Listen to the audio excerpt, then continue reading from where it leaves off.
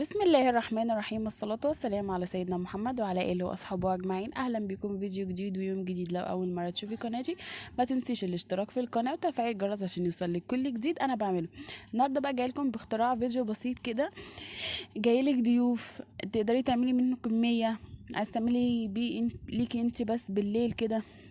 بصوا، اول حاجه انا مش لاقي لها اسم، هي عموما يعني بتبقى الكيكه اللي هي بتبقى دقيقه، يعني تعمليها في دقيقه دي من غير لا بيض ولا دقيق، مكونات كده شويه حلويات من اي سوبر ماركت وخلاص. اول حاجه انا جبت اللي هما 2 هوز، واحد بوريو واتنين مندولين، ولو عندك كوبايه لبن ومعلقه سكر واحده. حابه ان انتي تحطي السكر، حابه مش حابه خلاص.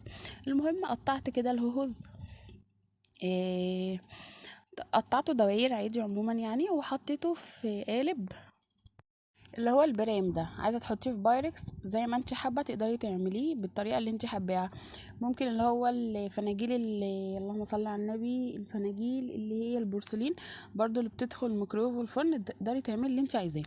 المهم كنت جايبه مندولين كده برضو، قطعتها حلو. المندولين اللي هو بيبقى فيه الكراميل، فالكراميل كده بيسيح، بيبقى حلو قوي.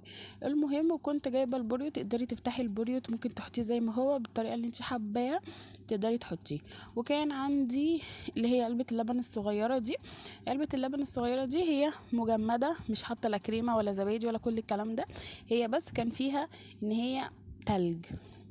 تمام، حطيتهم بالشكل ده، وحطيت معلقه سكر واحده، لان اللي هياكلها حابب ان هي تكون فيها سكر ومسكره اكتر، لكن انا لو هي كانت ليا ما بحط لهاش سكر. تمام، حطيت معلقه سكر واحده كده، وهنزل باللبن على كل المكونات دي، وهسيبها ان هي هفضل اقلب فيها لغايه لما تطرى خالص، المكونات كلها تدوب كده وتتمزج كلها مع بعض. تمام، هنا في المرحله دي اللبن كان مجمد بس. تقدري بقى تحطي لبن سخن برضو لو انت عندك اللبن دافي، بالطريقه اللي انت حابه تعمليها تقدري ان انت تعمليها.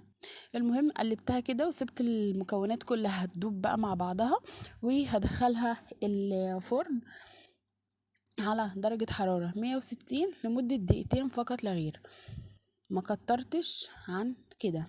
حطيتها الاول، ولعت لها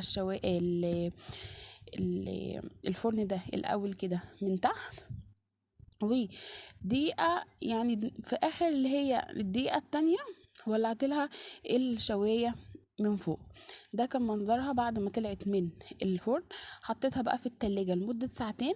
اهم حاجة تسيبيها، حابة تاكليها سخنة زي ما انت عايزة، حابة تاكليها ساقعة زي ما انت برضو حابة.